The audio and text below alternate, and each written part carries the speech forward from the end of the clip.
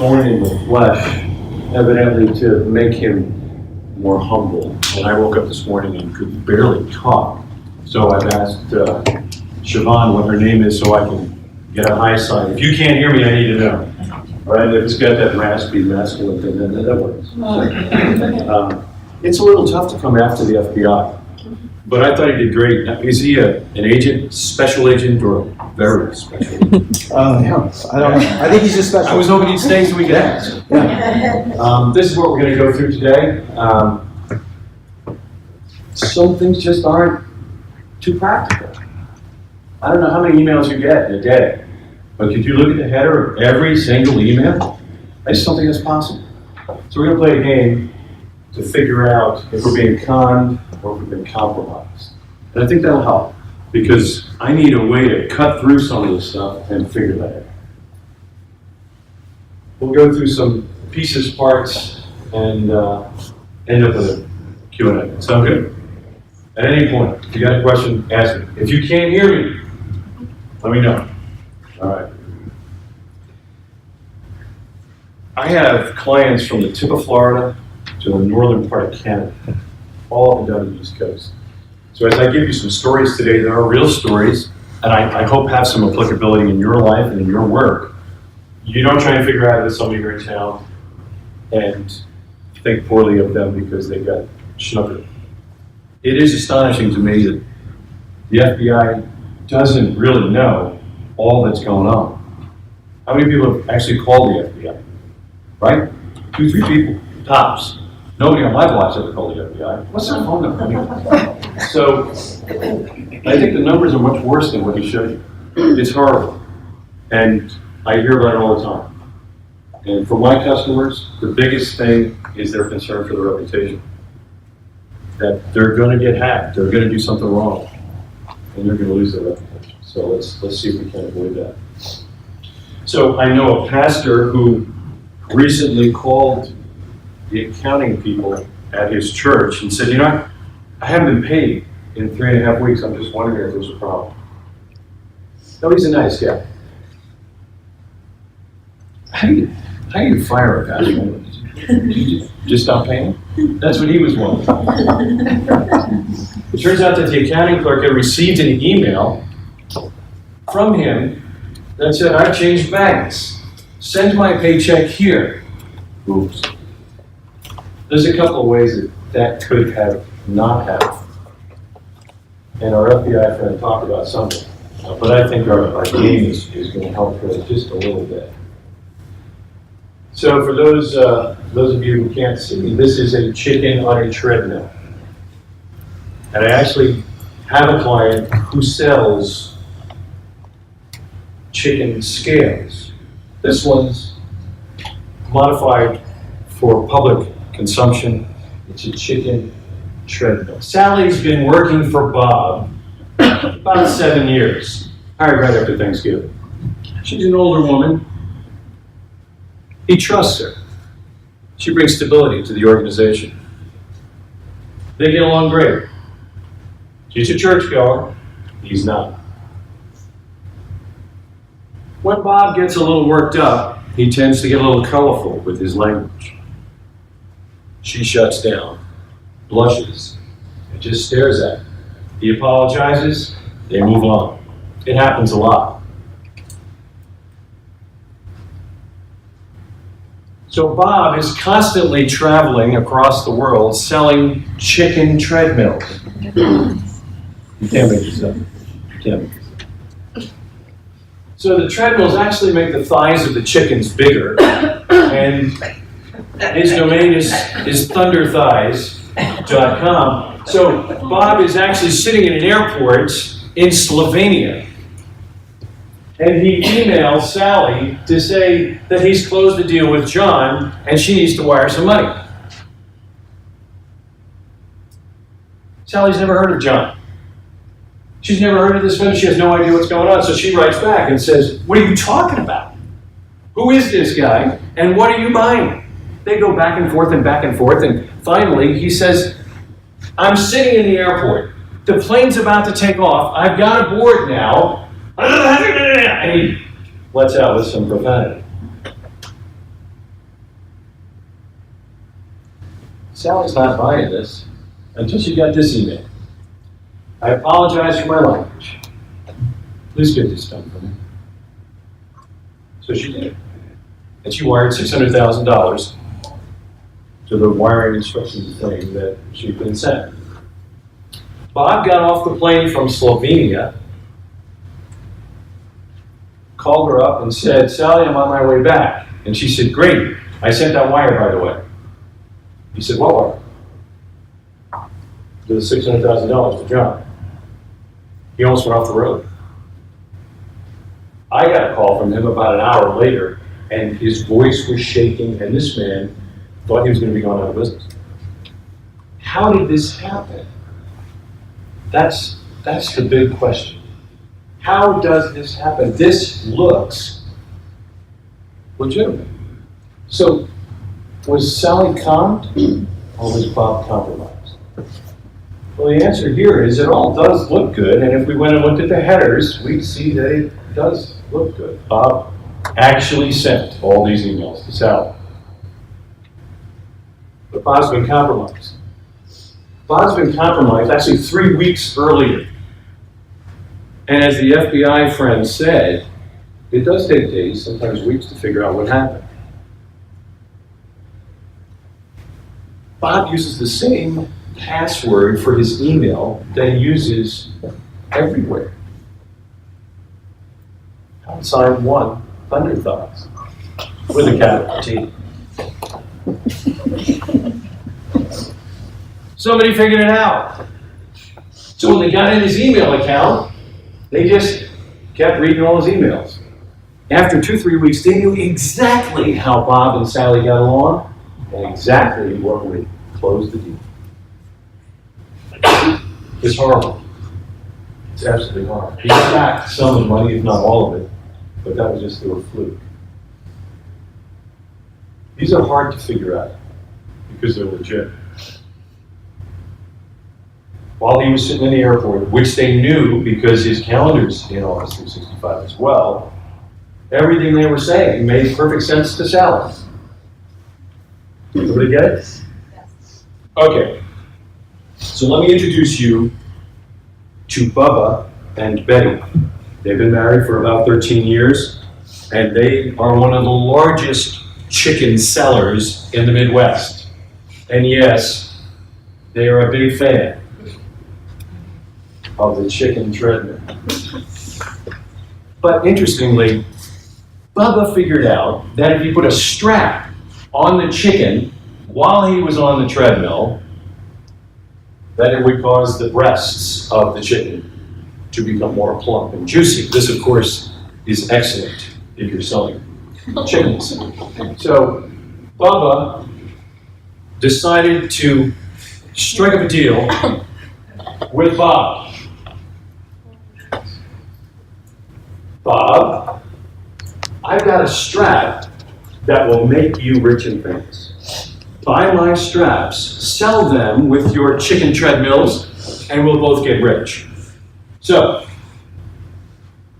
Betty's going to send 200 chicken straps to Bob as soon as they receive his payment and the wiring instructions are there. 10 minutes later, Bob receives another email. It's from Betty. It says, hey, Bubba says we're going to set up a separate entity to receive all the funds for this, so we've got a different account now, and here's some new wiring instructions. What's the first thing that goes through your mind? Mm-hmm. It just sounds fishy, doesn't it? Mm-hmm. I'm just wondering, is it a con or a compromise? It sounds like a con, doesn't it? I'm also wondering, why are we looking at Betty's big breasts when we should be looking at Bob's or Bubba's? Yeah. It does appear to be a con. And if you look at the headers, if you just looked at the email, obviously Bubba has his own domain, Bubba's Big Breasts. It should have been Betty at bubbasbigbreasts.com. There's a Gmail address. You just put the name in there to make it look good. It's a con. But it actually turns out that Betty just had her hip replaced last Christmas. So while she was out with that, her brother-in-law, Bert, got copied on all her emails. Bert's a little bit flaky. Bert got compromised. This actually was a compromise that happened because every email to Betty was going to Bert, and Bert's were being seen by someone else. The email rule that sends an email out, your IT guys can stop that. They can add, if you use Office 365 or you have an Exchange server, your IT people can put a rule in there that says, if anybody tries to send a copy of all the emails out, don't let it work. You should write that down. Questions on this? Yes, ma'am. Just for, can you define con and con? Yeah, if you're being con, somebody's trying to fake you out. Okay. And it's normally a very timely email that wants to just change things up a little bit, the way our FBI friend talked about. But if you've been compromised, somebody's in your stuff or in the stuff of the people you're dealing with. Okay. And isn't that really how this all happens? The fraud occurs because somebody wants to send money and we have to tell them where to send it.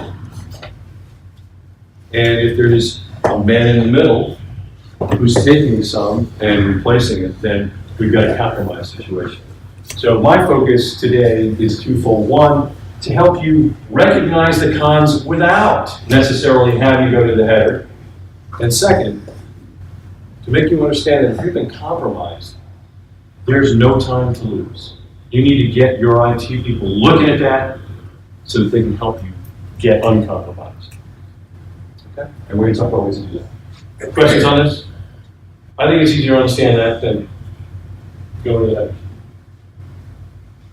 This is so critical.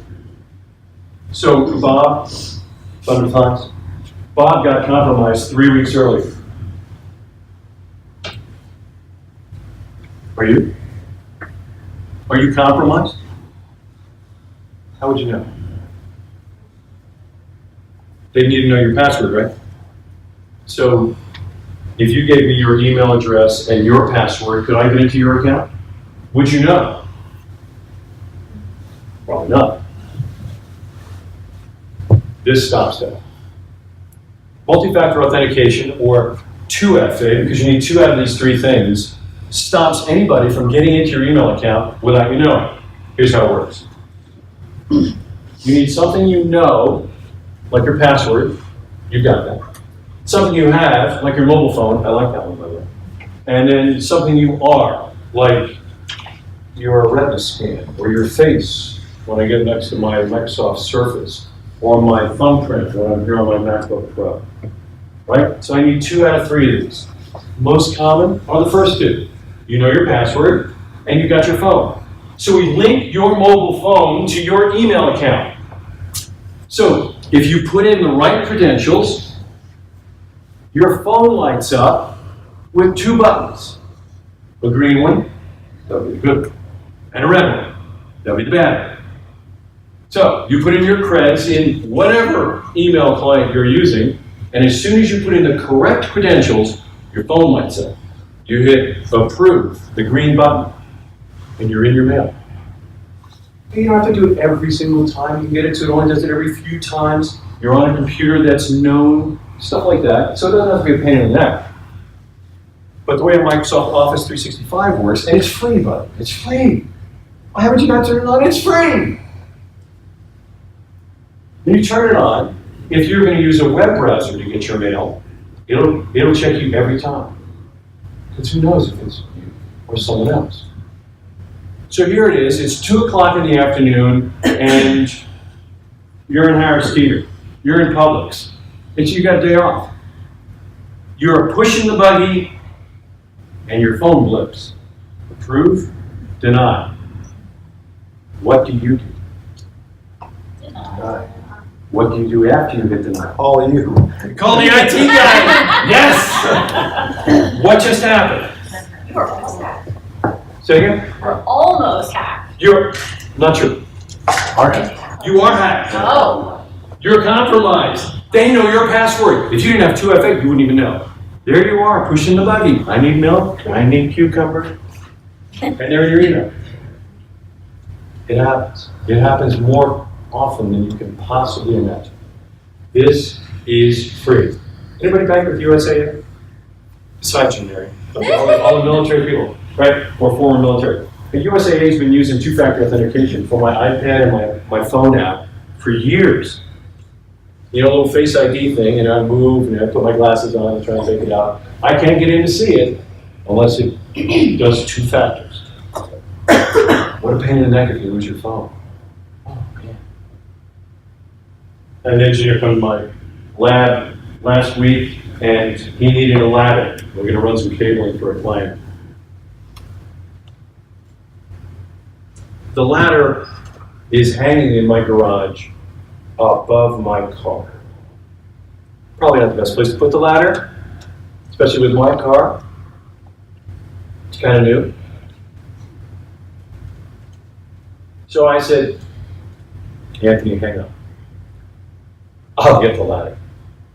So I walked out with my wallet, which at the time had my phone in it, my credit cards, my driver's license, my concealed carry permit, all those things. And I put it on the back of my car, and I got the ladder out, and I carefully took the ladder down and handed it like a grandchild to Anthony. Off he went. I jumped in the car and drove to another client.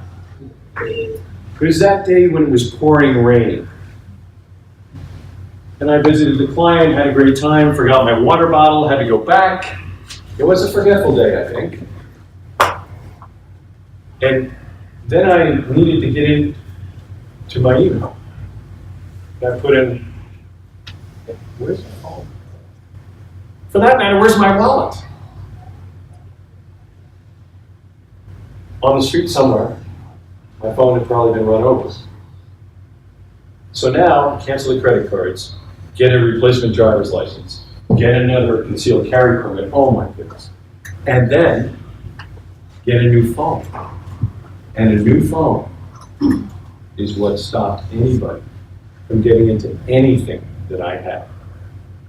Our FBI friend mentioned that the IT people were the vendor. What was it? It was the supplier, the vendor that actually got hacked, and then Target got hacked, and then they put this virus out, which got it here, and then back to them. My staff can't get into any of my clients' stuff without two-factor. If they don't have a mobile phone, they can't work for me, because we use two-factor for everything. I'm happy to say that I have a new phone. And some good Samaritan actually mailed me back my wallet. Yes, go America. I love that. All right, questions on this? Why it's important? If you think about it, between the three things that we use, protection, detection, and response, that's my world, right? I want to protect your network. I want to stop people from getting in. You've got those digital data assets that you need to protect, and I'm here to protect them. So we're going to do all kinds of protection. Firewalls, moats, chains on the doors, you name it. That's important. And responding on the back end when something's happening. It's important to have a good, quick response. Whoa. I'm in Harris Teeter. Why am I getting prompted? A quick response can save all kinds of stuff. But the most important one is the one in the middle. Detection. I want to know. I want to know ahead of time. You can protect your home all you want, but at 3 in the morning, if you open your eyes in bed and there's some guy standing over you with a knife, I'm thinking we need better detection. You know what I'm saying? Okay. So two-factor gives you immediate detection that someone knows your username and password. If they put in the wrong username and password, the same thing happens when you do it. And you try again. You try too many times, you can't try again. You gotta call somebody like me. Spam and virus filtering, our FBI friend talked about it. It's critical. The vast majority of most folks are getting a majority of spam, not real mail. But most of them don't have an industrial strength spam filter, and all that stuff just pours right into their mailbox. And it goes in the junk folder, or sometimes the clutter folder, or sometimes I don't even read this stuff. My 11th grandchild is due, I think, next week. And I have an awful lot of emails that get held by my industrial spam filter, so that if my grandchild is looking over my shoulder at the emails in my mailbox, they can actually learn how to read instead of me putting my hand over it and going, you look over it. Delete.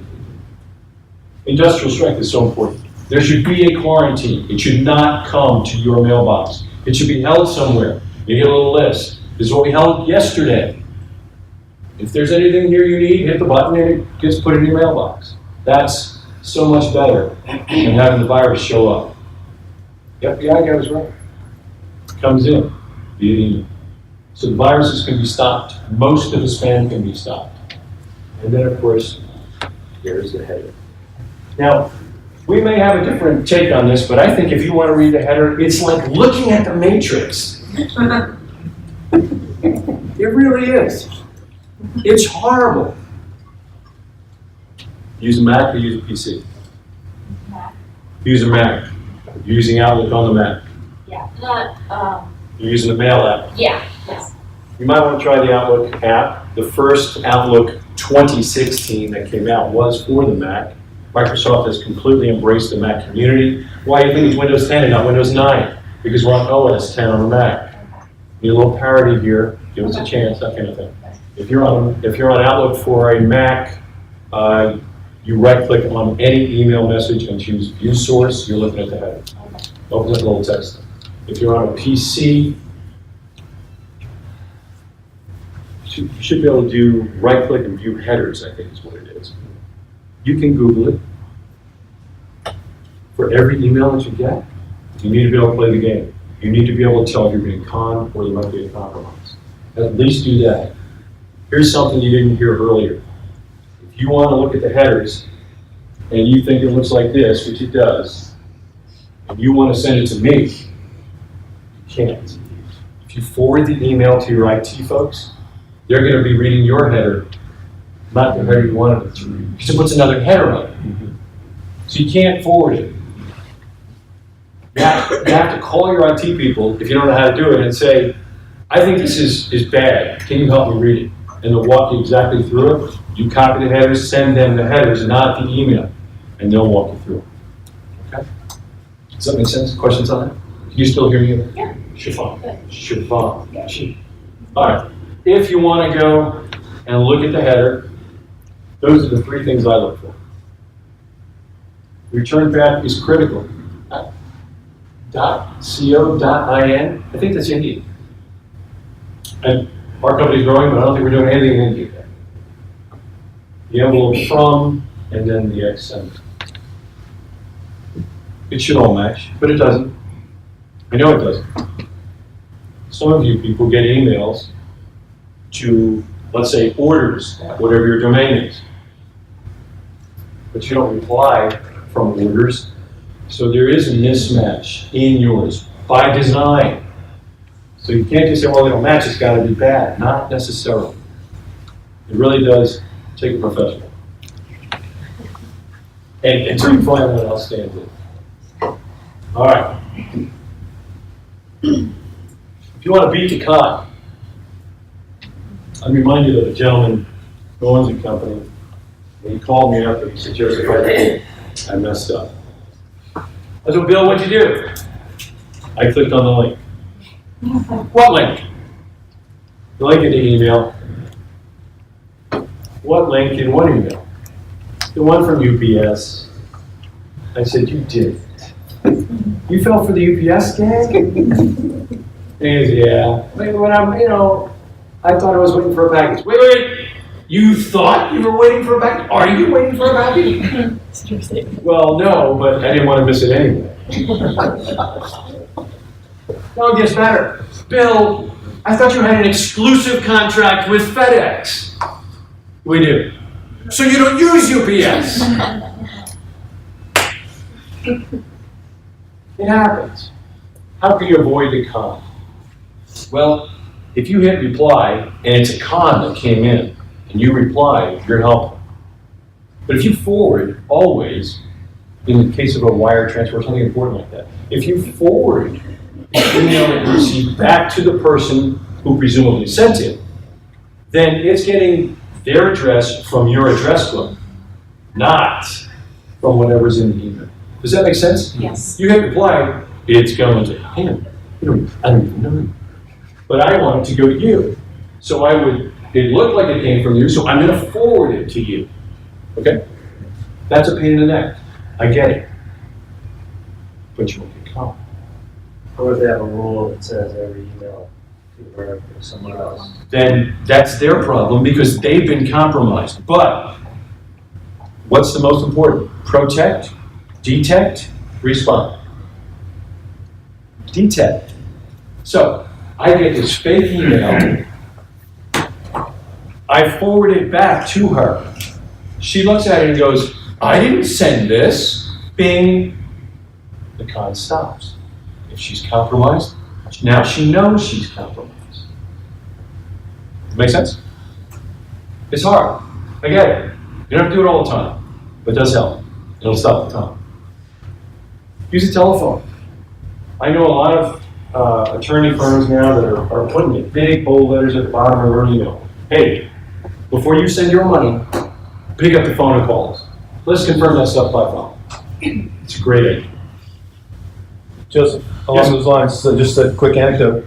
I received an email from an attorney out west, and it wasn't somebody we had a lot of contact with, but they were asking an underwriting question, and that's what I do, is I respond to underwriting questions, and click on this to look at, and that happens all the time where, Matt will send me a document to look at and review so I can talk with him about it. Right. And boy, it just didn't seem right.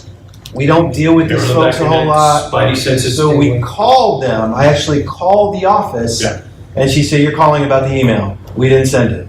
And if you just forwarded it back, my spidey sense is tingling, not really sure this is from you. Is it? It's going to forward to that individual, not to somebody else. Good. So phone call is great. Two people to do a wire, no brainer, right? Don't make exceptions. And you're bright people. He was right. You are bright people. Use it. If it just doesn't smell right, maybe it's not right. Call, forward, do something like that. Call the IT guy. I struggle with communicating this to my clients. I get emails like this. Is this spam? I reply back. It looks like spam. Make it a great day. Why are you saying you're spam? Or they'll say, I think this is a hoax. It's that con thing you were talking about. I really can't tell. But I know this is legitimately from you. Gotta be able to read the header. But if it's not your thing, pick up the phone, call your IT. They can walk you through this. All right. Email encryption. A lot of people tell me that if we just encrypt the mail, we won't get caught. We certainly wouldn't be compromised. I'm not buying it. So, is it Skip? Yeah. So, Skip is compromised. Put that in the news. Sorry. So, Skip is compromised, and Sam wants to send an email to Skip. So she encrypts the email. Skip gets the email. So he's compromised. Who else gets the email? The bad woman. Sorry. But you took the front seat. Thank you for that. So Sam is sending an encrypted message to Skip. Skip gets it. He can respond to it, but the bad woman got the email as well. It's encrypted. Yes, she can read it. Why? Because she's in Skip's stuff. She can act like Skip. Remember Bob with the big fly? So the encryption really doesn't help. It can help stop you from getting caught. But it can't help if you've already been compromised. I'm not saying don't use encrypted data. I'm saying that if you're compromised, that's not helping at all.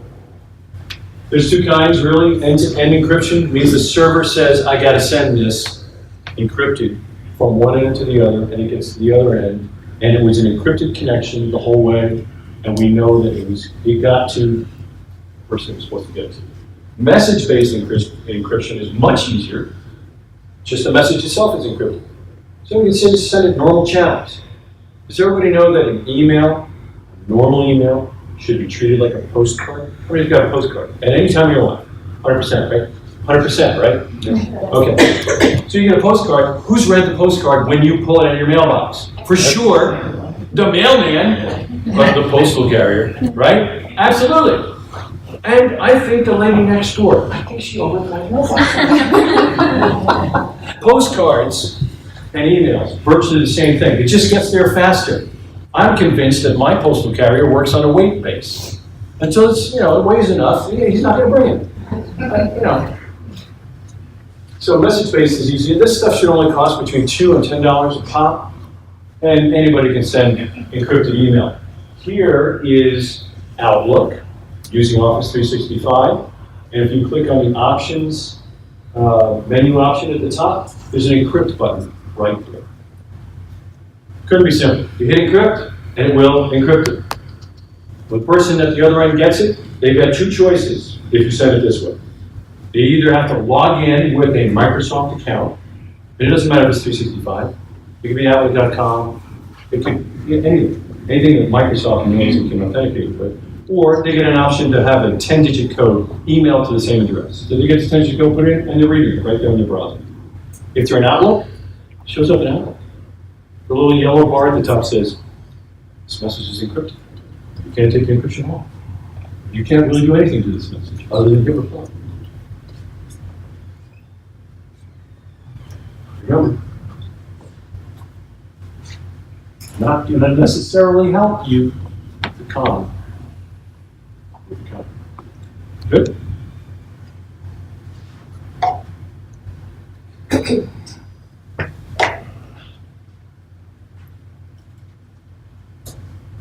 I really want to be kind, but I can't. So, it is astounding to me that some of the brightest people I know do some of the stupidest things I've ever heard. We deal with $1 million deals, and we have to log into $1 million sites, put in $1 million credentials, so we put them on a post right there on the wall for everybody to see. Here a guy comes in with a bottle of water. He takes a picture. Why do we do this? All this unbelievable security. But Sally works from home now.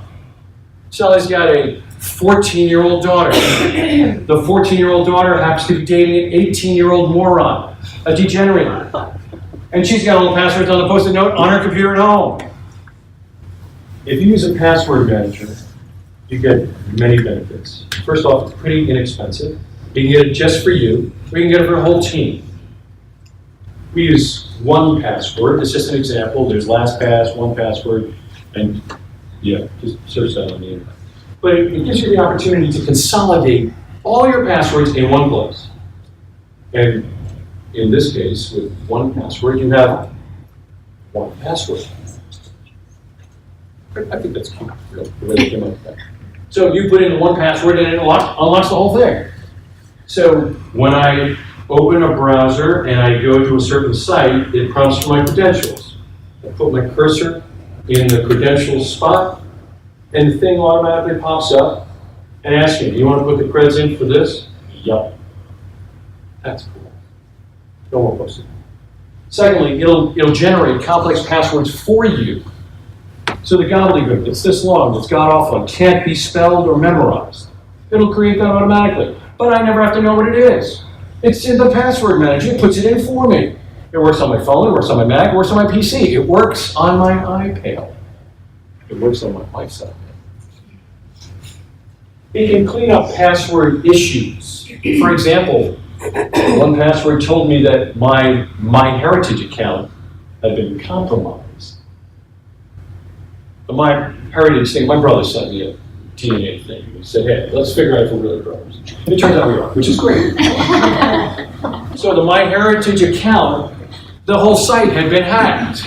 And 1Password was saying, the data stored by this website has been compromised. Everybody's allowed to go in there now, and your stuff's all over the place, so change the password. That's good. Another thing it does is it gives you an understanding of how badly you're doing. 3 compromised logins, like that one. 118 vulnerable passwords. Like, well, that's not complex. And really, if your first name's Joseph and your password is Joseph123, is that really right? I'm thinking, no. I changed that. Reuse passwords. This was a biggie for me. I'm old. So I figured just any website I go to, just use the same password as the other one. So when my kids say, Dad, what's your password to such and such, even when I'm old, like now, I can say, well, it's such and such. Then my son starts looking at me and going, isn't that the same password you use on another one? It's the same password I use everywhere, son. 473. I'm working it down. Weak passwords, 307. Unsecured websites where you're getting in and actually logging in, but it's not really secure. And then where you have 2-factor authentication available from a vendor, and you're choosing not to use it. This should say stupid. And then one that's expired. Password managers are great, and it'll help you clean up those password issues. And it doesn't have to happen immediately. You just start using a password manager, and it'll start to collect all this data. Every time you log in, the thing will pop up and go, hey, did you want to save that in your vault? Yes, I do.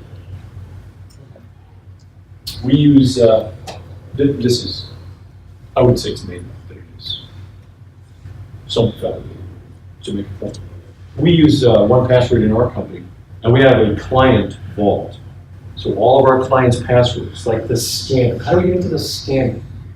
We have to use a password for that in a client vault. So all of it is protected and not on some Excel spreadsheet or Word document or a note in your phone or whatever the case might be. Question in the back, 2 questions in the back. Yes, ma'am. Isn't it dangerous to have everything stored under 1Password? Not the app, but protected by 1Password. All your passwords are in there. It is a great question. And the answer is, all the other passwords are inside the vault and they're encrypted. And you can't get into it without 2-factor authentication and without your master password. So if you think your master password has been compromised, you can lock down the vault. It's good, and they're encrypted, and it's great. Christine? So I use a Mac. Yes, so do I. And the Mac will suggest like I hate that. Okay, so that's not good. Oh no, it's great. Okay. It's gonna suggest a god-awful password. Yeah. Most people call it a complex password. I find them to be god-awful. But anyway, yes, it'll offer that. Where are you gonna put it? That's right. I don't remember the computer. So I have you have the password database. Yeah. What do you think about that? The keychain. The keychain, yeah. I think it's better than a Post-it note. Okay. But you can't really share it. And if you're not in your Mac, How do I get to it? you can't. Okay. Unless it's in iCloud, in which case you gotta be on another Mac or another iOS device to use that. Yeah. But you won't be able to share it with other folks. And if somebody gets hold of your Mac and they can log into your And Mac, change it. it's all right there. So let's just say conservatively you've got 200 passwords in there. And where's my Mac? How long do we have? How long do you have to change all 200 passwords? Oh, you didn't make a list of them. That's right. It's just the last 200 places you went. Oh, but you don't have your browser history now because they got the Mac. Well, it I does just have. don't think it's a good idea. It does have one master password that you Yes, have it does. to get into Yep, all of them. you're exactly right. It's better than a Post-it note. Okay. But I'd rather not tie it to my computer. Okay. I'd rather tie it to me. Okay. And 1Password, and most of them, these third-party apps, will not only work on a Mac, but they'll work on a PC, and an iOS device, and an Android device, and it doesn't matter what you've got. Okay. So even if I'm with my father, with my father-in-law, he's got a flip phone, so that really doesn't work. But if I'm with my mother-in-law, she's got an iPhone, I can actually get in and use my stuff on her iPhone if I need to. Yes, ma'am. What company do you use? What company? 1Password, the number 1 password. Any fee for that, Joseph? I'm sorry? Is there a fee, like a month? There is. There's you can get it on a monthly fee or you can get it on a one-time basis. Why I like 1Password is because it's designed around teams. So I bought 1Password for my team. So now I hire somebody new and I just give you a 1Password account in our vault and you've got all the passwords you need. And if they're a junior engineer, I can make it so they can't see the password. They can just put it in when it's needed, and it's just dots. I like that. It's a little more, you could be an expert. We gotta get to know one. And then you can see the password. Right? That's good. Yes, ma'am. How do you feel about the remember me option when doing password broadcasts? You know, can remember I do. me, I know exactly. I'm just trying to. You know, think about it. No, I've already thought about it. I'm just trying to be polite. You can be forthright. Go ahead. I'm always forthright, but I can try and cover it with politeness. I think that when you're my age, you should consider Remember Me. In the meantime, I don't think it's worth it. Because if you've got an easy way to put the password in, then just put the password in. So let me give you an example of why I think it's a good idea. My Heritage. Remember Me. They did remember me.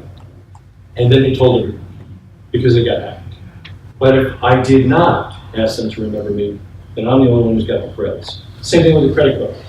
Would you like to keep the credit card on file for the next time you come to visit us? Absolutely not. Are you nuts? No, you can't have my credit card. I don't even know you. Right? So I would say, now keep in mind, if they're not going to remember you, there's no little cookie there, which are not bad, by the way. Cookies are not bad. They get a bad rep, I don't understand.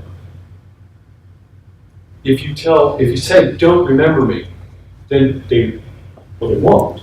So when you show up and it goes, Siobhan, welcome back. You know, the things you had in your shopping bag are still there. That will never happen because they don't know it's you yet. You log in and then, does that make sense? All right. I got 2 minutes.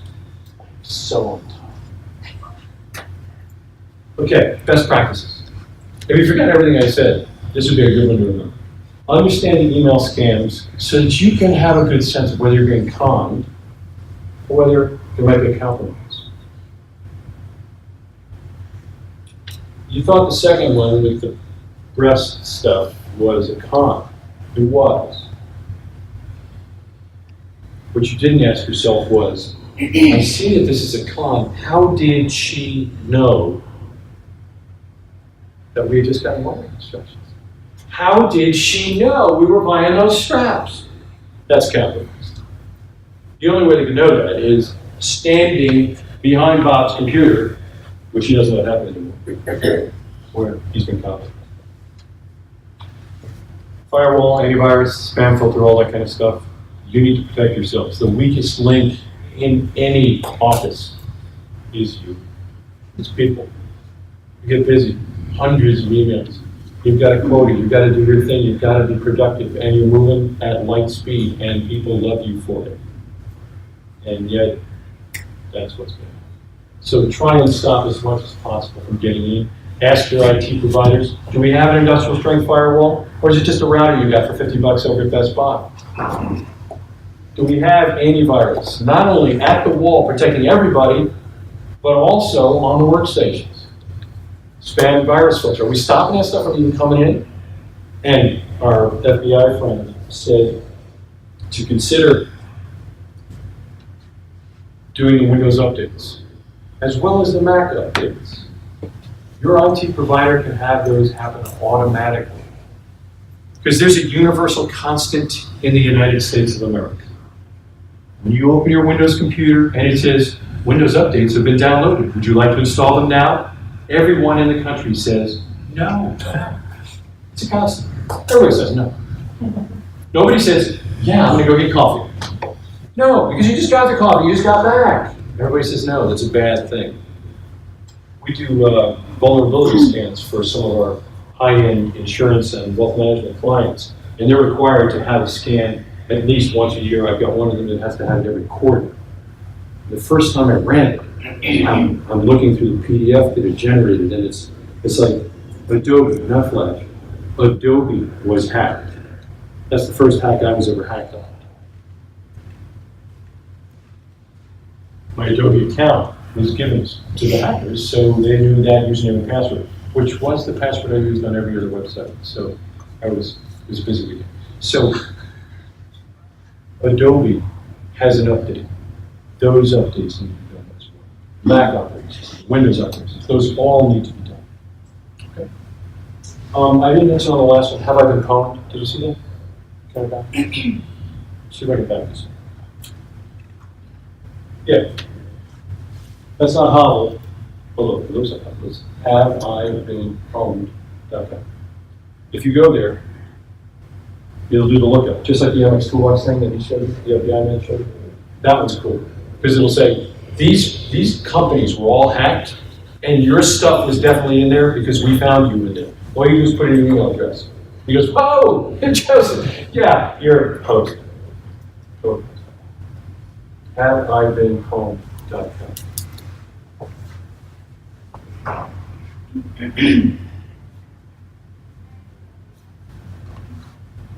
Okay. Your two-factor authentication is critical. You'll know when you've been compromised because you won't get prompted by somebody else getting into your account unless they know your password. And then finally, don't delay.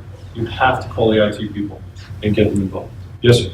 2 questions. Yes, sir. First one, let's say you click on something and you immediately realize, oh man, I messed up. Oops. Yeah. Something happens in the screen. Yeah. Is there something you can do immediately to protect your network? Unplug. I would definitely, all right. First thing to do is unplug the network cable. If you're connected wirelessly, turn the computer off. Just press and hold the power button, turn it off. It could damage the computer. So what? My best practice, my preference is that if your workstation gets compromised in some way, it's only you. And we'll deal with your computer and get that fixed. If you're on the network, I don't want it to spread. So that's my first thought. The USB drive to do the backup that our FBI friend suggested is a great idea. If you leave the USB drive connected and somebody gets the crypto virus or the ransomware stuff and they encrypt your files, it will encrypt your computer. All of your data files are what get encrypted. Excel files, Word documents, PDF, etc. And then it goes out and looks for all your mapped drives or your physically connected drives. So if your backup is on a USB drive connected to your computer and you get that, it just encrypted your backup as well. So, what was it, 60% of the people that didn't pay the ransom got their stuff back because they had a backup. You need to check with your IT people and ask them the hard questions. Let's say, look, if I get crypto right now on my box, what's going to happen? Is it going to spread? We had a church call us up. The church admin was compromised. She clicked a link, something installed, it was horrible, and her computer got encrypted. So all of her data files were encrypted. Of course, it went out to the server because she's got a mapped drive to the server. That means that she has a drive letter that points to the server. S, in her case, S for server. It's easy to remember. She goes to the S drive, and there's everything on the server. Everything. All the pastor's sermons, all of the music director's choruses and songs, everything for this Sunday's worship service was all encrypted. They chose to pay the ransom because the only backup they had was a USB drive connected to the server. That was also encrypted. It took 5 days to download all their data from the backup that was off-site. 5 days. This is Just cloud backup? yeah, absolutely, absolutely. I like Cloud both. servers versus in-house physical data? It doesn't matter. They're both as susceptible because you're connected, so you can bring it in. But I like having backups in the cloud. I like having multiple backups. I like redundancy. Yes, sir. So the cloud backup, like I've got carbon copy, it will Yes. automatically throughout the day, but if I am tagged and everything starts encrypting, is that going to be? Yes. It will send a backup that's encrypted. But the beauty of having it in the cloud is that you can go back in time. So from this point forward, it's all encrypted. But the ones before it are still available. So you bet. You want to send the stuff offsite. And it's so cheap. OneDrive is free with a mailbox. My 365. second question was, you're doing something for us, and I'd like you to talk about it, where you can detect packets are leaving our server, our network. So what is that, and what is that telling you when you see something like that? Well, as part of the network care we provide for your company, we monitor everything. So, I'll have somebody call up and say, is anybody reading the logs on our computers? Yeah, we are reading the logs. We are looking at who connected, when did they connect? Does that person normally connect at 2 in the morning? That kind of thing. So we're looking at that and monitoring that because what's the most important? Protection, detection, or response? Detection. I want to detect that something happened. And the best way to avoid the social engineering is if folks like you would communicate with your IT people and say, I opened my mailbox on Outlook today, and all of the emails have been read. But some of them came in last night. I've never seen these before. That's a great call to the IT people. How did those things get marked as read? I'm thinking we're compromised. I'm going to change your password right away. I'm going to ask you to have two-factor authentication. We're going to do that. But monitoring so that we can see what's going on is critical. Absolutely critical. Good question. Thank you. Yes? Somewhat off topic, or at least tangent. I have a client who received wire instructions from quite often. Right? So I'll hand this and I need to fill out the form and the right thing, right, being original. He no longer will email me because he's trying to do that. He takes a picture and texts me the picture. Because in his mind, he thinks that's more secure. I still have to get him in and I bet that's a pain. fill everything out. But is that a more secure way? Depends on what you're using. So, for example, if you have an iPhone and you have a password pin on the phone, everything on the phone is encrypted. If you use Apple Pay, your credit card is never sent to a vendor to pay for anything. It's a serial number that the bank agrees will be associated with this phone and sent instead. I send you a text to your iPhone, it's encrypted. If I send a text to your Android device, it's an SMS text. It's just like a postcard. Anybody can read it. Which brings up Wi-Fi. Just real quick, I know I'm done. I'm really done. But if you're on unencrypted Wi-Fi, my engineers can literally sit here at the table in the coffee shop and read everything you're doing. Absolutely everything you're doing. I know it wasn't something I said. Thank you, Mr. Squicciarini. I've got to go worry about my computer. I'll be back. So yeah, it's a great idea, but I find it stepping backwards. It's almost like, wait, we're the U.S. government. If you want to deal with us, send us a fax. The insurance companies are like that. Hey, you got to send it as a fax. It's more secure. It's more secure. The guy that brings in the water bottle is standing by the fax machine. Psh, psh. Take a picture of that. So Android's not as. Androids are not encrypted unless the user determines that they want it to be encrypted, but an SMS message, just short message, is not encrypted in any way. So if you're on an iPhone on the screen, it's not encrypted. Final questions before he throws me off. There he goes.